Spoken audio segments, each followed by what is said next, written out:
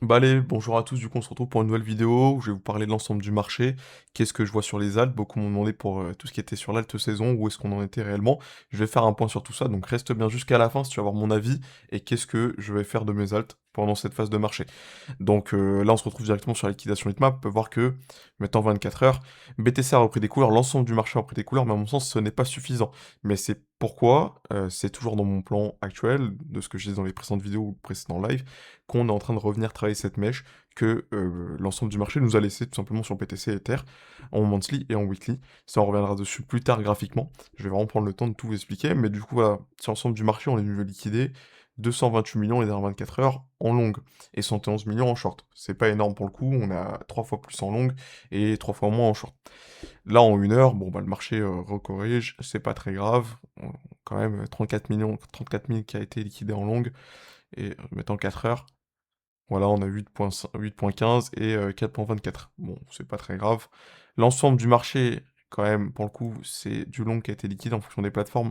Ça, c'est autre chose, mais la totale, l'idée est de 26,17 millions de liquidations là sur le 4 heures, mettons 24 heures.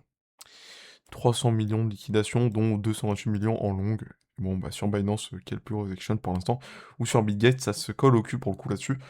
Donc voilà. Pour tout ce qui est sur la liquidation Hitmap, maintenant, je suis en 48 heures, on va faire le tour là-dessus, je vais prendre le temps de vous expliquer tout ça. Qu'est-ce qui reste réellement à les liquider là-dessus? Il reste voilà, autour de 66, peut-être autour de 65, ce qui serait peut-être le peu bas du col, hein, c'est pas encore fait, vous avez le groupe Telegram dans la description où je mets tout, je partage toutes mes analyses et les trades que je prends. Donc vraiment là-dessus c'est clair. Je vais me mettre du coup en 3 jours, ça on va bien voir ce que nous donne le marché. Donc voilà, autour de 66 000 à liquider, mais la grosse partie maintenant à prendre est quand même autour de 68, 69, et ça se balade entre 71 et 72 là-dedans. Mettre en weekly.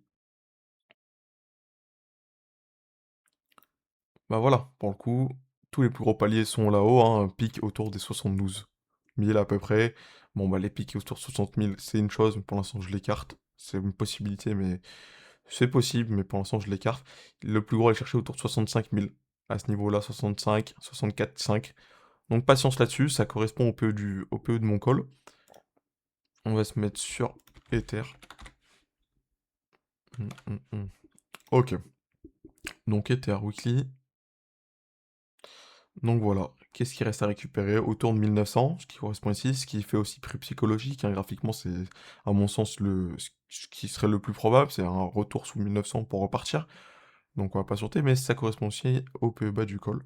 Donc là-dessus patience, et le plus gros à les récupérer est 2150, 2200, donc les TP qui sont au-dessus, à mon sens c'est une zone qu'on doit les récupérer, ceux là-dedans, il y a toute une conjoncture qui fait qu'il y a du monde qui s'est placé, sachant que ce sont que des tops locales, donc ça devrait être cassé à la suite de tout ça. Donc voilà, je vais mettre juste un focus sur le 48 heures pour bien vous montrer ce qui reste à prendre. Voilà, pour le coup, 2050, 15 millions. Et là, il reste 24 millions autour de 1923, ce qui serait logique. Là-dedans, on est plus autour de 15 et 25 aussi de levier à liquider, autour de 2053. Donc ça va faire le yo-yo dans la zone, c'est pas un problème. Du coup, bah voilà, un BTC qui retourne sous les 67 000 $. Qu'est-ce qu'on nous dit? On nous dit que voilà, différentes activités ont été détectées sur Bitcoin euh, autour de Nancy Gosselin. Donc, bon, bah, on va laisser de côté. Trump qui s'amuse toujours avec les intérêts, l'interest rate qui est low à son sens, et qui pourrait dire que l'économie US pourrait repartir de 15 à 25%, de 15 à 20%, en fonction de ses décisions. Donc ça fait aussi sens à ce qui s'est passé au niveau de la Fed avec le nouveau président actuel et toute la politique monétaire qu'ils veulent prendre un cap là-dessus. Peut-être que j'en ferai une vidéo, on va voir. Voilà sur l'ensemble du marché, hein, Goldman Sachs, donc eux, hold toujours pour une valeur équivalente pour ses actifs, ce qui est toujours à mon sens énorme, même si c'est une petite partie, c'est quand même un très gros actif en termes d'ETF ou même de fonds monétaires. Donc patience là-dessus, mais c'est en bonne voie. On se retrouve directement sur le gold. Hop là, donc sur le gold, toujours la même conjoncture à mon sens, c'est qu'on va venir faire une cassure plus bas, c'est qu'on va aller plus bas. Là on termine de faire un retour de ce plat. Voilà, travailler cette mèche-là un minimum, je pense voilà, au moins jusqu'à 5330, et on retournera plus bas. Donc pour ceux qui prennent des positions sur le gold, ça peut être aussi une chose à faire, sachant qu'il n'y a pas encore top, mais je pense qu'on va faire juste une respiration interne pour repartir plus bas, plus tard. Mais en attendant, faut venir corriger sur les plus grandes frames. On arrive quand même à des maximums qui sont élevés, hein. Là sur le RSI weekly, On est arrivé quand même en surachat, on atteint des maximums, donc oui, ça creuse, mais ça va devoir se stopper au bout d'un moment et refaire une correction comme on a pu avoir, très volatile, donc avec une mèche. Là, c'est le monthly, c'est pareil. On arrive à des points qui sont extrêmement élevés, hein. Pour le coup, c'est un des points les plus élevés qu'on ait fait en termes de prix. Donc patience là-dessus, je me positionnerai pas. Peut-être qu'il y aurait un short à prendre, mais voilà, pour l'instant, patience. Faudrait le tenter entre 5004 et 5009. Bon, bah voilà, la partie est sur le gold. On se retrouve du coup sur les S&P 500. Pardon, sur les S&P 500. Toujours la même conjoncture à mon sens. On est déjà en train de diverger en termes de baissier. Donc, c'est-à-dire que là, le RSI descend, le prix commence à stagner, et on peut voir qu'il y a un retour qui va se faire dans ce sens-là. J'attends toujours ce scénario-là, à voir si on a cette dernière impulsion, peut-être. Mais faut bien voir que les bas sont de plus en plus bas. Donc là, c'est le cas. Là, c'est le cas. Donc patience, mais il y a quand même ce petit sentiment de se dire que le S&P 500 va drop et va emmener une partie du marché avec lui. Et là, en weekly, on peut voir qu'il y aurait la possibilité d'avoir un dernier up. Voilà. Donc là-dessus, j'attendrai pour me positionner. Je vais me mettre en monthly pour bien vous le montrer. C'est pareil, on arrive à des maximums, mais ça reste plat, donc je dirais qu'il faudrait quelque chose autour de, voilà, 6955 et peut-être 7055 pour prendre une position baissière, peut-être, faut voir. Mais je me prononcerai pas plus là-dessus, mais quand même, le scénario, à mon sens, c'est un retour sous cette zone-là. Un retour sous les 6500. Donc voilà. On se retrouve du coup maintenant sur le pétrole qui continue de up, ce que je disais c'est que à mon sens ce up allait se faire avaler, donc on a encore de la place pour up, c'est pas un problème, ça va en up encore un peu. Là weekly on est quand même venu bien haut par rapport au prix. Maintenant on va venir à mon sens s'arrêter là-dedans, dans cette zone-là, au maximum, pour un retour plus bas. À mon sens toujours autour de 54 et 45, c'est ce que j'attends. C'est le plus clean, on est sur du weekly mais maintenant sur du monthly. Voilà, sur du monthly, ce serait le plus cohérent à mon sens. Voilà. Donc patience pour le pétrole, mais un retour sous les 54, voire 45, serait pas déconnant du tout. Du coup, là on se retrouve sur le dollar qui flanche. Bon bah voilà, comme prévu, hein. On va voir si on a cette dernière impulsion ou pas. C'est pas très important pour le coup, il peut déjà partir maintenant. Je pense quand même qu'on va avoir une impulsion, à mon sens, pour un retour plus bas. Parce qu'on a quand même toute cette zone-là qu'on va venir liquider, hein, là qu'on est en train de liquider, mais c'est pas suffisant à mon sens. Donc là, hop là. Et on reviendra plus bas, autour des 12, 12, 12, 12, 2, 12, 3, peut-être. Ce qui ferait respirer l'ensemble de la structure et reviendrait dans cette zone-là de prix. Hop, dans cette zone de prix-là. Donc ce serait le plus intéressant à mon sens. Patience. Je patiente toujours là-dessus, mais je pense que le mouvement va se produire pour le dollar. Bon, du coup, voilà, on se retrouve sur Glassnode. Petit récap, du coup, de l'overview de tout le marché, entre guillemets. Là, on est sur le US Spot pour les ETF, les new flow. On peut voir qu'il y a un new flow qui a été injecté, donc ça se considère aussi avec ce que je disais, c'est que les fonds sont toujours en train d'acheter. À mon sens, injecte, il y a le fonds SAFU, il y a Sailor qui est derrière, et d'autres fonds qui continuent d'injecter. On est quand même là sur un retour quand même assez gros, pour le coup. Je vais essayer de me mettre sur du monthly. Là, le monthly est bien resté normal. Weekly, on n'a pas plus de data, on va rester sur du daily. Mais voilà, quand même de grosses injections. Voilà, la plus grosse depuis 3 mois, 6 mois, la plus grosse depuis 6 mois. Donc tout ce qui s'est passé sur le marché, c'est la plus grosse. Et bien sûr, juste avant cette injection-là, le prix, on est venu le descendre avec, du coup, cette baisse-là. Et juste après, je vais revenir sur les alts, vous dire ce que j'en fais. Je termine là-dessus et vous allez pouvoir voir vraiment tout ce que j'ai en tête sur les alts, en manière générale. Donc restez bien jusqu'à la fin. Pour le BTC Fear and Grace, bon ben voilà, on arrive toujours à des zones très très basses, des zones de rebond à mon sens, qui sont toujours intéressantes. Là, on est sur du 1 an. Mettre sur du 6 mois, c'est pareil. Mettre sur du 2 ans, toujours des zones très très basses, des zones qui ont toujours donné des rebonds, des bottoms qui nous ont permis d'aller chercher de nouveaux plus hauts. Donc patience là-dessus. Mais c'est en très bonne voie, à mon sens, la zone est très bonne. On arrive maintenant sur le main and rage, donc le taux de rate pour tout ce qui va être les mineurs. On se met quand même sur le 7 jours, à mon sens, qui est le plus intéressant. On a un croisement, donc là on a eu un premier croisement qui était baissier, le prix s'en est allé plus bas. On a essayé de refaire un premier croisement qui s'est fait ravaler, mais on se rapproche de quelque chose à mon sens. On se rapproche, à mon sens, on se rapproche d'un croisement qui va revenir, on va recroiser à la hausse, pardon, et on va pouvoir up. Je vais mettre sur du 1 an, hop là, même moins, hop. C'est en train de se batailler, mais c'est en bonne voie là-dessus. Pas d'inquiétude. On arrive du coup maintenant sur le nombre d'adresses actives sur l'ensemble du marché, ce qui est un indicateur aussi très pratique que j'utilise pour savoir en fonction de la phase si il y a des investisseurs qui reviennent sur le marché ou pas pour vendre ou pour acheter. Toujours un très bon signe. Et là, on le corrèle au prix. Donc là, le prix actuel qui est autour de 68 000, il y a un pic de, il y a un pic d'adresses actives. On est quand même passé de 621 à plus de 733, 744. Donc c'est un très bon signe à mon sens, c'est-à-dire qu'il y a des gens qui derrière se manifestent sur le marché en général. Et là, c'est un premier pic depuis 2 ans, quand même depuis le retour de ce prix-là. Il y avait quand même des pics, mais là, en gros, depuis la chute des 92 000, c'est le premier vrai pic qu'on a, le premier vrai retour. Donc le prix redevient plus intéressant. Mais on ne peut pas dire qu'ils vont acheter, mais c'est quand même un facteur que je prends en compte. Donc voilà, on retourne sur, en mon sens, je vais passer d'abord sur celui-ci, le CMC pour le Fear and Grex, donc ce que je disais plutôt sur le Glossnode. On arrive à un Fear and Grex qui est de 9, qui est d'extrême Fear and Grex. Donc là, on est sur la totalité. C'est la première fois qu'on arrive aussi bas sur l'ensemble du marché. Donc c'est très intéressant à mon sens. Pourquoi? C'est que pour l'écart de prix actuel et le Fear and Grex, donc là, on est quand même autour de 70 000, on va dire, pour 9 de Fear and Grex. Ici, on était autour des 83 000 pour à peu près 18 de Fear and Grex. Donc, de Fear Index, pardon. La sous-évaluation font on est un Fear Index, c'est 2 fois plus bas pour un prix qui est de 10 000 d'écart. Voilà. 10 000, 15 000 dollars d'écart. C'est une très bonne chose. La zone est bonne, la phase est très bonne, et juste après, je vais passer sur les alts. Donc voilà, pour revenir sur les alts, bon, l'indice de saison des altcoins pour CMC qui nous indique qu'en fait, là je suis sur 90 jours, on peut mettre sur 30 jours aussi.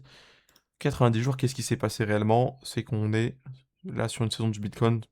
C'est-à-dire que le Bitcoin va vraiment prendre le dessus sur les autres. Ça veut dire que les autres ne vont pas perdre, mais c'est vraiment que le Bitcoin est en première scène et vraiment devant tout, entre guillemets. Et là, depuis la captation de ici en indice de rentabilité, donc qui était de 27 là, pour un retour à un 15 de trilliard, on est revenu sous le billion, et là, hop, l'indice de saison se recolle. Et à mon sens, c'est une bonne chose, c'est-à-dire que les alts reviennent dans une phase où ils pourront être exploités à leur maximum. Pas tous les alts, sachant que c'est basé sur les 100 meilleurs altcoins, pas tous non plus, mais certains pourront revenir à des prix intéressants, peut-être pas à des prix qu'on a connus pour l'instant, mais à l'avenir, pourquoi pas. Bon, là, c'est le top des 100 performances sur les 90 jours. Bah, qu'est-ce qu'on voit? C'est qu'en fait, Pimpin, qui est un shitcoin qui reprend le devant de la scène, et il y a d'autres choses, bien sûr, qui est derrière, mais il y a beaucoup de nouveaux projets, en fin de compte, qui flirtent sur la hype. Et au contraire, il y a beaucoup de projets derrière qui étaient solides et passés, qui en fait se sont fait défoncer littéralement. De gros piliers, que ce soit celui-ci, que ce soit OP, que ce soit Jup, ou encore on peut retomber sur Phil, sur Nier, n'en parlant même pas. On va remonter un poil. On a Ether. Donc là, c'est vraiment pour le coup sur 90 jours. C'est énorme. Bien sûr, ça reste proportionnel au marché, mais ça reste intéressant. L'Icon saison Index, là je passe du coup sur autre chose, Blockchain Center, qui m'indique, qui est pas mal aussi à utiliser à mon sens, qui nous donne le nombre de jours là sur la dernière saison à leur sens de l'Icon Elite Bitcoin. Où est-ce qu'on se trouve? On se trouve entre deux paliers. Donc Bitcoin, pour le Bitcoin autour de 25, pour les autres autour de 73. On est entre les deux. Pour ça qu'à mon sens, on est quand même revenu sur une phase où on peut avoir un pic qui peut se refaire et ce sera pas un problème là-dessus. Ça peut repartir. Donc on va revenir, hop là, sur le Total 3, à mon sens, qui est aussi intéressant. Total 3 qui est du coup l'ensemble de la captation boursière du marché crypto sans BTC Ether de mémoire là-dessus. Et hop, je vais me mettre en weekly. Qu'est-ce qui se passe en weekly? C'est qu'on est en train de close le weekly sur une fin de correction. C'est-à-dire que fermeture de la frame RSI weekly. Et à mon sens, on va revenir sur un rebond là-dessus, ce qui va être plus qu'intéressant. Le daily, on termine de corriger, travailler la mèche et repartir, comme je l'ai marqué ici. Le monthly, voilà. On a encore de la place pour up, on n'a toujours pas eu de vrai surachat en monthly. Donc je pense qu'on pourra avoir un retour de 650 millions à 800. Déjà dans le premier temps, la finalité revenir retravailler 750, 630 et repartir voir le trillion. Maintenant patience, mais c'est l'objectif qui est derrière parce qu'il y a quand même... Voilà, on va mettre ça. Grosso modo, on aurait un retour qui se ferait dans cette zone-là, autour des 1,5, ce qui, à mon sens, serait propice, c'est-à-dire que le marché marche pas par vague, ça on le sait. Mais là, qu'est-ce qu'on est venu faire? On est venu faire de 300 à 700, revenu autour des 500, de 500 à 1 trillion, de 1 trillion à 600. Donc quasiment aux 500, divisé par 2, et là on pourrait reprendre des par 2 pour retourner à 1,5.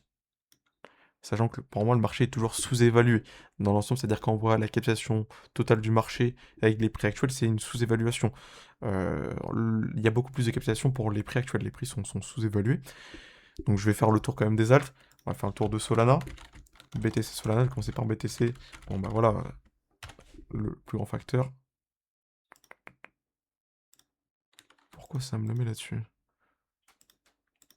Ah oui. J'attends toujours dans cette zone-là en monthly, qu'on revienne dedans, qu'on la travaille, on est venu la travailler, on est en train d'accumuler. Là, on est sur la bougie monthly actuelle. Je vais me mettre bien en weekly. On est en train de travailler cette mèche-là. Donc la mèche weekly qu'on va venir retravailler au moins jusqu'à 63, ce qui ferait 50%, ce qui serait le plus clean, on pourrait aller jusqu'à 70% autour de 62, d'où le PE bas que j'ai placé sur mon call, hein, le groupe qui est dans la description, vous avez tout dedans. Donc voilà, c'est plus qu'intéressant à mon sens.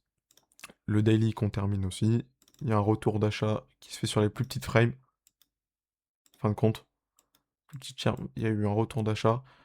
Le weekly, pas eu de grand mouvement, le monthly non plus, mais là-dedans, il y a des gens qui se placent, il y a des institutionnels qui se placent là-dedans. Passer direct sur Ether. Voilà, Ether revenu dans une zone de prix plus qu'intéressante à mon sens. Voilà, dans cette zone-là, on est sur du monthly. Le monthly qui a quand même une bonne divergence haussière, c'est-à-dire que on a un récit, pardon, hop là, à ce niveau-là pour un prix, enfin, un premier à ce niveau-là pour un prix à ce niveau-là, pour ensuite un prix à ce niveau-là pour un niveau là. Donc une divergence qui est accentuée, il y a toujours de l'achat qui se fait dessus, à mon sens, d'où le fait qu'Ether est intéressant. Le weekly qu'on est en train de travailler la mèche, on est venu la prendre à plus de 30%. On va venir probablement toucher le PE bas autour des 50%, 60-70% peut-être, et repartir. Donc passe à cette semaine-là, le début de la semaine prochaine peut être un poil rouge à mon sens, mais on pourrait avoir un retour plus haussier. Mais il y a toujours la conjoncture de se dire, il reste 17 jours à la bougie monthly, terminer de la travailler pour voir où est-ce que ça va nous placer et où est-ce que ça va nous emmener. Je pense pas qu'on cassera cette bougie-là, qu'on viendra au maximum la combler, qu'on repartira en monthly, donc sur la prochaine bougie monthly, pour un débilité qui pourrait être intéressant, et on repartirait dans une target qui serait autour des 2006, à mon sens, 2006-2800, au minimum. Donc là, c'est quelque chose qui techniquement doit repartir graphiquement. C'est-à-dire que là, on arrive quand même sur une close du weekly, la structure est en train de se close, il y aura un rebond du fait que ce soit technique de par la close et de par ce qui s'est passé sur l'ensemble du marché. Donc voilà. Pour Ether, on va faire un tour sur Solana. Mhm. Pourquoi j'ai pas plus de paires? Bon, c'est pas grave. Solana, un retour de prix autour des 81, 68. C'est quand même, à mon sens, qui commence à être des bons prix pour se placer. C'est-à-dire qu'on arrive quand même dans la zone basse du marché. On est en train d'y arriver, on va voir si on arrive, mais ça reste dans tous les cas une bonne zone, hein. Ce qu'il faut bien comprendre, c'est que 80, quand on vise 200 sur du très long terme, c'est pas un problème. Ça pourrait être un premier point d'entrée pour une accumulation et voir ce qu'on en fait là-dedans. Mais à mon sens, ce serait un retour 150, pourquoi pas 180, mais voilà, ce serait 150, 120, à la suite de tout ça déjà, dans une temporalité moyenne. On est en train de close le weekly, qu'on est en train de récupérer cette bougie-là. Je pense pas qu'on fera de nul non plus là-dessus. À voir, pour le coup. Mais on reviendrait autour des 70, 73, peut-être là-dedans. Ce serait intéressant de se positionner pour un long, un retour. Voilà, dans un premier temps, autour des 100, 120. Voilà pour Solana. On va faire un tour sur les privacy coins qui m'ont été demandés. Et du coup, XMR, on est arrivé dans la zone que j'attendais, ce que je partage depuis plusieurs semaines, que ce soit en live ou autre, ou en vidéo, on arrive dans cette zone-là, à mon sens, qui a un très bon prix, autour des 300 $. C'est une bonne chose pour l'affinité de tout ça. XMR est un code qui se fait tout le temps racheter pour ses activités diverses sur d'autres plateformes, mais bon, j'en passe, mais pour ceux qui sont plus intéressés, je vous invite à regarder tout ça. Et là, on est quand même sur une belle structure qui se fait que racheter. Donc là, ça pourrait faire un beau long à prendre. Peut-être que je le colle dans mon groupe. Pour ceux qui voient la vidéo tôt, vous pourrez peut-être encore le prendre. Mais ça pourrait être une belle opportunité à mon sens, que ce soit en spot maintenant ou même en longue. On a actuellement vu sur des prix autour de 300. À mon sens, on fera plus bas que les 250. Voilà, autour des 250, pour moi, ce sera le plus bas qu'on pourra faire sur XMR. Ce sera le retest de ça, 250. Voilà, on jouera entre 250 et 220, pour être plus précis. Donc ça pourrait être un très bon premier PE. Là-dedans, on va faire Tao ensuite. À mon sens, qui est un con IA qui est sous-évalué également. Donc toute cette zone-là, hein, qui est de l'accumulation pure et dure là-dedans. Et on pourra avoir un retour à terme à plus de 500 et à mon sens qui passera la barre des 900. Donc c'est une conjoncture plus loin, mais le projet reste toujours intéressant. Tao en termes d'IA, c'est à mon sens le coin sur lequel se positionner, parce que toute la baisse qu'on voit là, c'est une manipulation. C'est-à-dire que là-dedans, il y a de l'achat, le prix se fait rejeter, mais il n'y a pas de retour vraiment, de structure ou même de top, il n'y a rien du tout. Donc vraiment, on lisse le point là-dedans un maximum pour laisser tout le monde se placer. La finalité, c'est que ça va se retourner et casser à la hausse. À mon sens, ça ira directement retoucher les 230. J'en ai fait un call là-dessus qui est disponible dans mon groupe. Voilà pour l'ensemble du marché. Et petit tip pour ceux qui sont restés jusqu'à la fin, je vais vous donner 5 cryptos à mon sens qui sont intéressants en spot à garder. Ce n'est que mon avis, ça n'engage que moi. Bien sûr, faites des retours là-dessus, regardez ce qu'il en est, mais ce serait du coup dans un premier temps Ether, Solana, donc Ether, hein, toujours plus qu'intéressant. Donc je vous ai dit, voilà, pour ceux qui restent jusqu'à la fin, vous aurez ce petit tips en plus. N'hésitez pas à le mettre dans les commentaires, mais Ether pour un retour, voilà, long terme, plus de 3,5, très long terme, à mon sens, 5 et plus, 6 et plus même. Voilà, Solana, ce que j'ai fait juste avant, donc le deuxième du coin, le deuxième du PF à mon sens, retour voilà 150 et très long terme. Je pense que, en fait, vu que Solana joue maximum, enfin joue beaucoup sur ce qui se passe sur sa blockchain, il y a un x2 à les prendre, voire un x3, mais c'est ce que je prendrais là-dessus. 150, mais ce serait quelque chose d'assez sûr. 150 à 250, ce serait même un x4, donc 150, 200, à mon sens. XMR, que j'ai fait juste avant, qui est plus qu'intéressant. Pour un retour, à mon sens, 800 et plus, 700 et plus, qui est un coin qui est vraiment... Vous ne vous rendez pas compte de ce que c'est et de l'utilité qu'il va avoir entre tout ce qui se passe en France, même dans le monde entier. Là en France, parce que la DAC 8, même la loi MICA pour tout ce qui est des européennes, c'est vraiment plus qu'intéressant. L'anonymat en crypto, c'est la base de tout ça. Tao, donc c'est le quatrième coin. À mon sens, on y a à ne pas négliger avec tout ce qui se passe actuellement dans le monde global. Je te parle de la bulle IA, on peut en avoir une. Pour l'instant, c'est une conjoncture, je vous laisse dans le passé, mais c'est un marché qui est sous-évalué, enfin, qui est hyper évalué, mais en crypto qui est sous-évalué l'IA. Voilà. Et le dernier qui est Hype, à mon sens, qui va prendre beaucoup plus d'ampleur, pardon, avec tout ce qui se passe sur leur plateforme de décentralisée, donc en DEX, et tout ce qui se passe au niveau de la DeFi. C'est plus qu'intéressant, à mon sens, pour avoir un retour, pour avoir un coin qui fasse x2, x3, peut-être x4, donc un retour là, voilà, de 30 à 60, et une conjoncture autour des 90, à mon sens. Voilà, c'est tout pour cette vidéo-là. J'espère qu'elle vous plaît. N'hésitez pas à nous faire des retours dans l'espace commentaire, à rejoindre le groupe privé. Vous avez tout dans la description. Et je vous dis à très bientôt pour de nouvelles vidéos.